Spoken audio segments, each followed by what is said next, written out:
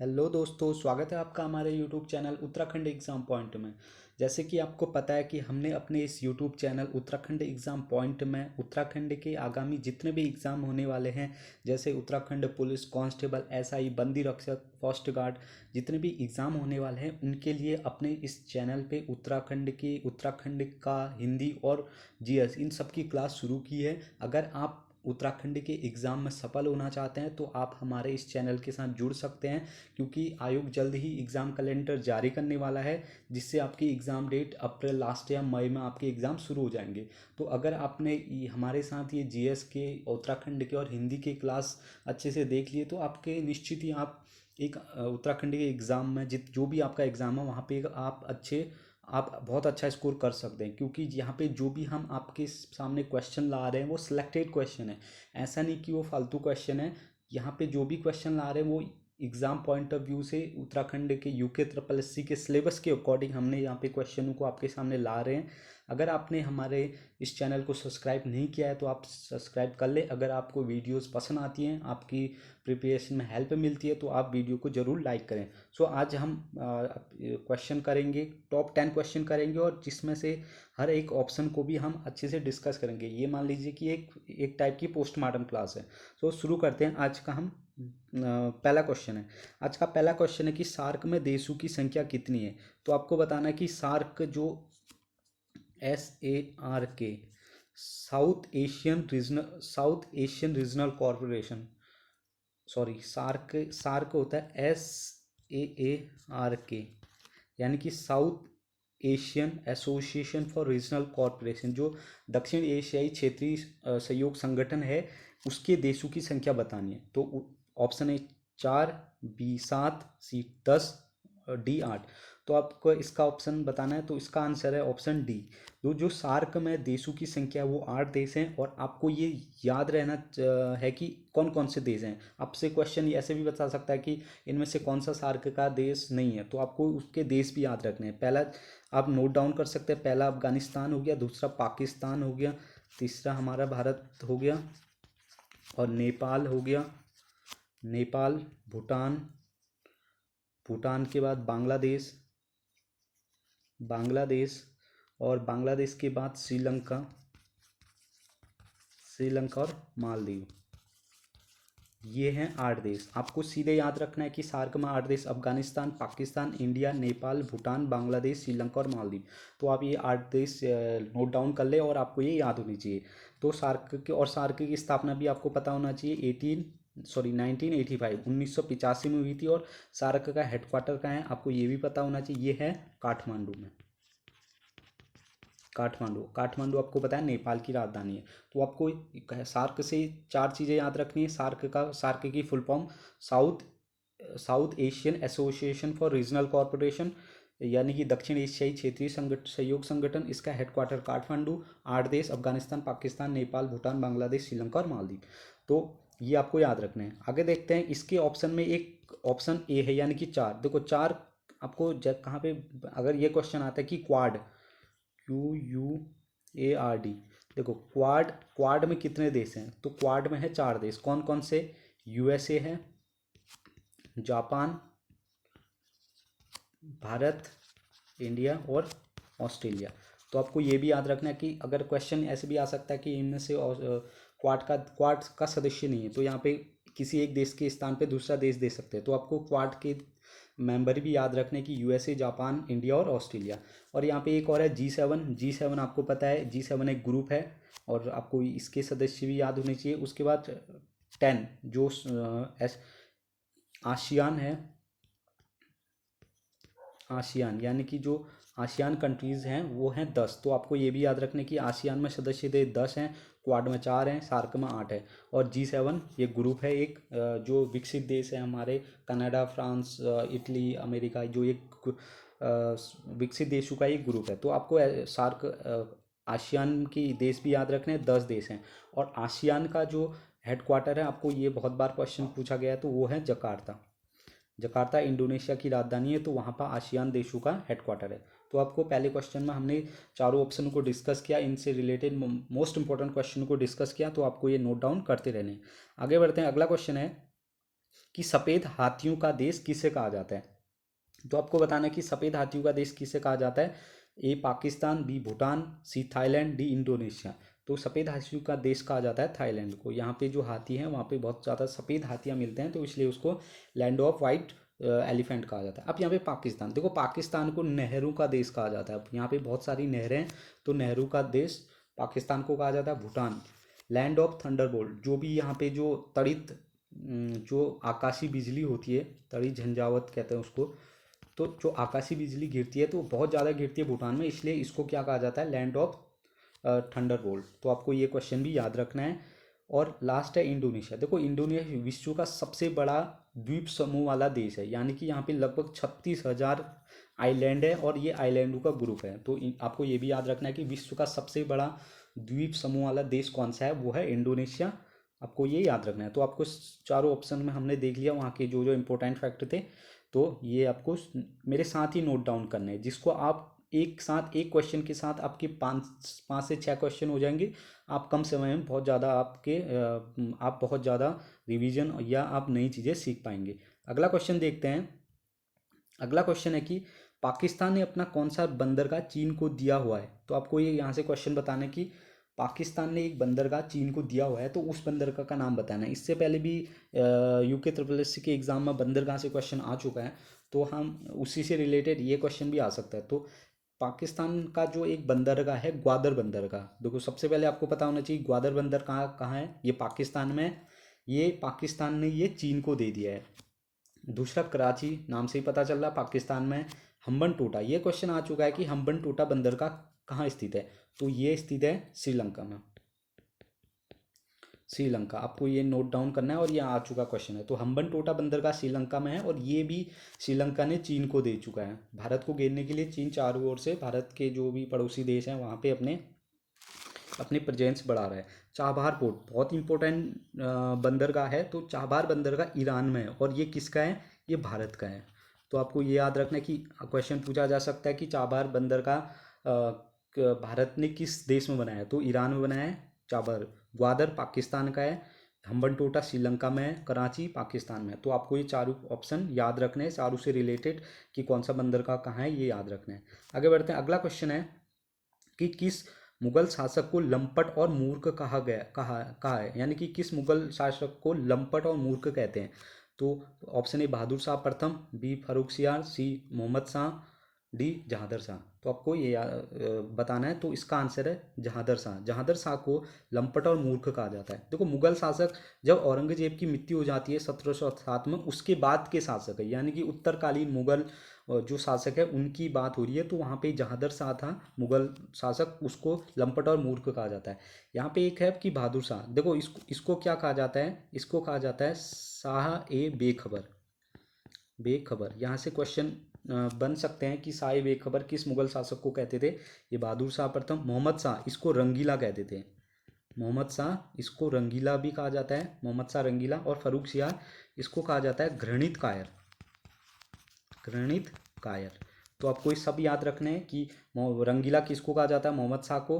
और बहादुर शाह जफर को शाह बेखबर, जहादर शाह को लंपट मूर्ख और फर्रुखसियार को घृणित कायर। तो आपको ये सारे क्वेश्चन याद रखने हैं, क्योंकि जो भी यहाँ पे क्वेश्चन है वो यूके ट्रिपल एस सी के पिछले क्वेश्चनों से रिलेटेड है। क्योंकि अगर आयोग ये कुछ भी क्वेश्चन पूछ सकता है तो उससे रिलेटेड और भी क्वेश्चन पूछ सकता है। तो आपको हमारा जो पैटर्न है वो उसी पे रिलेटेड है, यूके ट्रिपल एस सी के आयोग के आधार पे।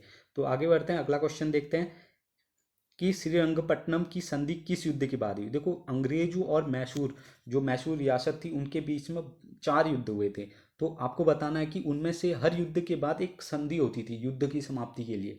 तो श्रीरंगपट्टनम की संधि किस युद्ध के समापन के बाद हुई थी। प्रथम आंग्ल मैसूर युद्ध, सेकेंड आंग्ल मैसूर युद्ध, थर्ड आंग्ल मैसूर युद्ध या फोर्थ आंग्ल मैसूर युद्ध। तो आंग्ल मैसूर का मतलब है कि अंग्रेजों और मैसूर रियासत के बीच जो युद्ध हुआ था, तो उनमें से श्रीरंगपट्टनम की संधि हुई थी तृतीय आंग्ल मैसूर युद्ध 1792 में। तो आपको याद रखना है कि तृतीय आंग्ल मैसूर जो युद्ध था वो श्रीरंगपट्टनम संधि के बाद ही समाप्त हुआ था। और ये किस किस के बीच हुआ था, टीपू सुल्तान, टीपू सुल्तान और अंग्रेजों के बीच ये संधि हुई थी, तो आपको ये याद रखना है। जब प्रथम आंग्ल मैसूर युद्ध समाप्त हुआ तो कौन सी संधि हुई थी? मद्रास। आपको यहाँ से एक क्वेश्चन आ चुका है, फिर से मैंने वैसे ही क्वेश्चन लिया है। और दूसरा है द्वितीय आंग्ल मैसूर युद्ध किस संधि के बाद समाप्त हुआ था? ये हुआ था मंगलोर। आपको यहाँ पे कंफ्यूज नहीं होना है, ये पहला मद्रास, दूसरा मंगलौर, तीसरा श्रीरंगपट्टनम। तो आपको ये 3 संधियाँ इससे रिलेटेड याद रखनी है, क्वेश्चन आ चुका है, फिर से आ सकता है। तो आगे बढ़ते हैं, अगला क्वेश्चन की ओर देखते हैं। अगला क्वेश्चन है भारत की अर्थव्यवस्था है, फिर से ये क्वेश्चन आ चुका है। तो भारत की अर्थव्यवस्था कैसी अर्थव्यवस्था है? मिश्रित है, समाजवादी है, पूंजीवादी है या समानांतर? तो भारत की जो अर्थव्यवस्था है वो है मिश्रित अर्थव्यवस्था। यहाँ पे मिश्रित अर्थव्यवस्था का मतलब है कि ऐसी अर्थव्यवस्था जहाँ पे गवर्नमेंट प्लस प्राइवेट, जो प्राइवेट संस्थान है या गवर्नमेंट है, इन दोनों की भागीदारी होती है। यहाँ पे कोई भी प्राइवेट कंपनी भी खोल सकता है और गवर्नमेंट भी कोई भी अपना गवर्नमेंट पब्लिक सेक्टर तो है ही, तो दोनों एक मिल के साथ में काम करते हैं, तो वो होती है मिश्रित अर्थव्यवस्था। देखो समाजवादी अर्थव्यवस्था होती है जहाँ पे टोटली लगभग हर फील्ड में गवर्नमेंट का इंटरफेरेंस होता है, यानी कि हर जो कंपनीज होती है वो गवर्नमेंट की होती है, जहाँ पे प्राइवेट का उतना ज़्यादा योगदान नहीं होता है। तो समाजवादी जो अर्थव्यवस्था कहाँ पाई जाती है? रूस में। यहाँ पे गवर्नमेंट का ज़्यादा रोल होता है, इन्वॉल्वमेंट होती है। और जो पूंजीवादी जो अर्थव्यवस्था होती है, यहाँ पे प्राइवेट का ज़्यादा रोल होता है, गवर्नमेंट का उतना बड़ा रोल नहीं होता है अर्थव्यवस्था में। तो प्राइवेट जो, ये कहाँ पे है पूंजीवादी अर्थव्यवस्था? ये है यूएसए में। तो आपको ये तीनों याद रखने हैं। मिश्रित अर्थव्यवस्था भारत की है, समाजवादी अर्थव्यवस्था रूस की है, पूंजीवादी अर्थव्यवस्था यूएसए की है। तो इसके मतलब भी समझना आपको आना चाहिए कि समाजवादी का मतलब है कि गवर्नमेंट का ज़्यादा पावरफुल, मतलब यहाँ पे गवर्नमेंट ज़्यादा इन्वॉल्व है अर्थव्यवस्था में, और पूंजीवादी में प्राइवेट सेक्टर ज़्यादा इन्वॉल्व है।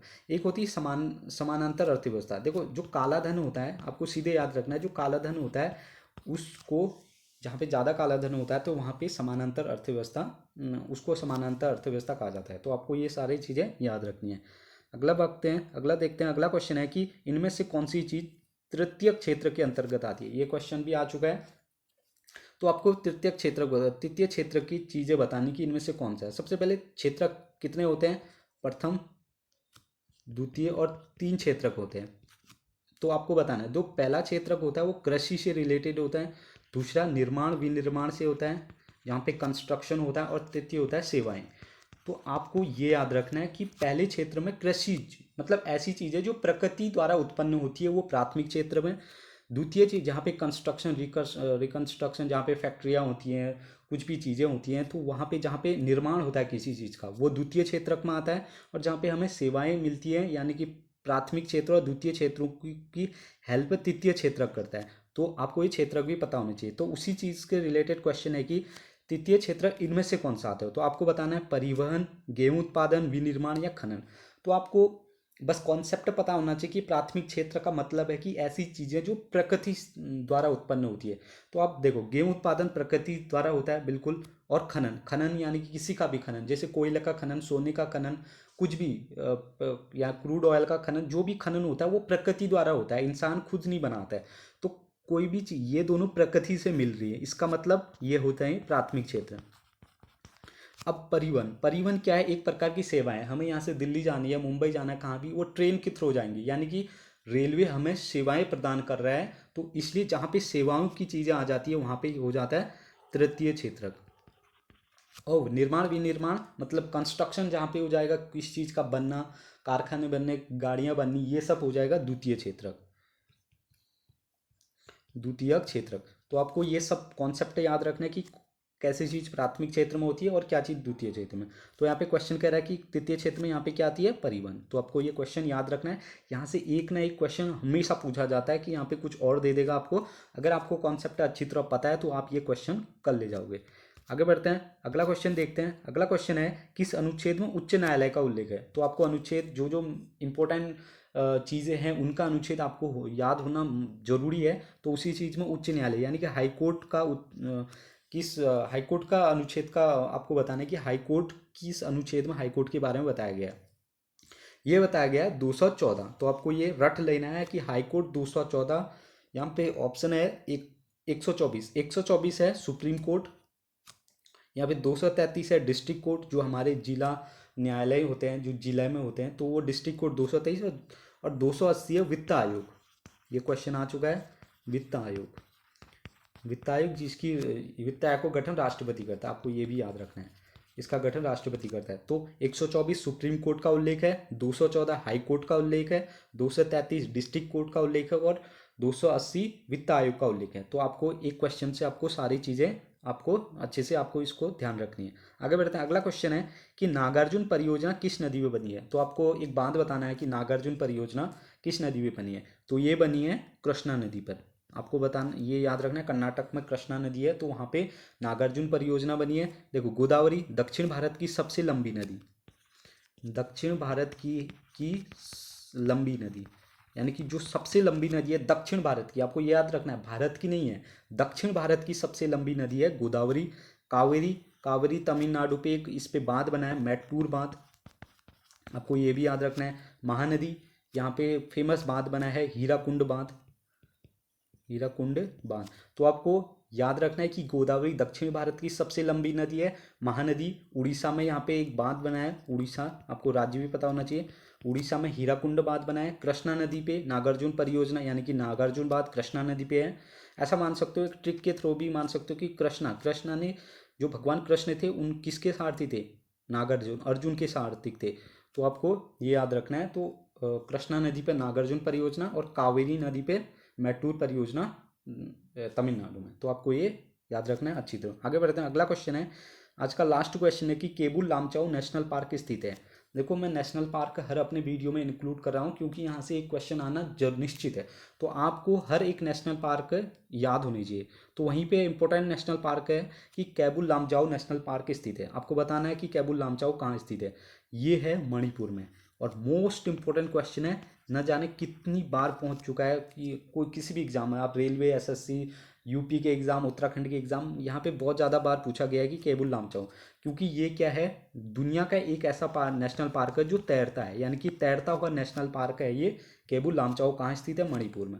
अब कुछ और नेशनल पार्क देख सकते, जैसे अरुणाचल प्रदेश में नेशनल पार्क है नामदफा, नामदफा नेशनल पार्क है। पाक्के टाइगर रिजर्व है यहीं पे। असम में आपको पता है, असम के बहुत ज़्यादा इंपॉर्टेंट है काजीरंगा, काजीरंगा मानस, नामेरी, डिब्रू साइखोवा, रायमोना। मैं इतना लिख नहीं पाऊंगा लेकिन मैं बोल देता हूँ कि नाम काजीरंगा, मानस, रायमोना, डिब्रू साइखोवा, ओरांग, ये नामिंग, ये सारे नेशनल पार्क असम में आपको रट लेने हैं सारे नेशनल पार्क। और सिक्किम में काजीरंगा बायोस्फीयर। तो काजीरंगा नेशनल पार्क या बायोस्फीयर कहाँ स्थित है, सिक्किम में। तो आपको मैं हर वीडियो में नेशनल पार्क रिपीट कराऊंगा, जिससे आपको रोज़ रोज़ वीडियो देखने के बाद आपको सारे नेशनल पार्क आप अच्छे से कर ले जाओगे। तो इस वीडियो में इतना ही। देखो, आज हमने 10 क्वेश्चन लिए हैं और लेकिन मैंने हर एक क्वेश्चन को एक्सप्लेन किया है अच्छे से। हर ऑप्शन को लगभग 40 से 50 क्वेश्चन बन जाते हैं। अगर आप डेली 10 क्वेश्चन से 50 क्वेश्चन सीख रहे हो तो आप एग्ज़ाम तक आप बहुत अच्छे और सारे इंपॉर्टेंट क्वेश्चनों को कर ले जाओगे। अगर आप इसके लिए हमारे चैनल पे बने रहे, ये जो सीरीज़ है आप कंटिन्यू मेरे साथ करते रहे, जिससे आपको आगामी एग्जाम में बहुत ज़्यादा फायदा होने वाला है। क्योंकि हमारा जो ये सीरीज़ है वो यूके SSC के पैटर्न पर आधारित है, यानी कि जो सिलेबस में दिया है हम उसी के अकॉर्डिंग और प्रीवियस ईयर क्वेश्चन पेपर को देखते हुए हमने ये सेट तैयार कर रखे हैं। तो अगर आप सिलेक्शन चाहते हैं, आप अच्छा स्कोर करना चाहते हैं, तो हमारे साथ बने रहें और चैनल को सब्सक्राइब जरूर कर दें, और जिससे आपको आने वाली जितनी भी वीडियो आपको पता चल जाए। और अच्छी लगी तो वीडियो को लाइक करें। Thanks for watching, take care.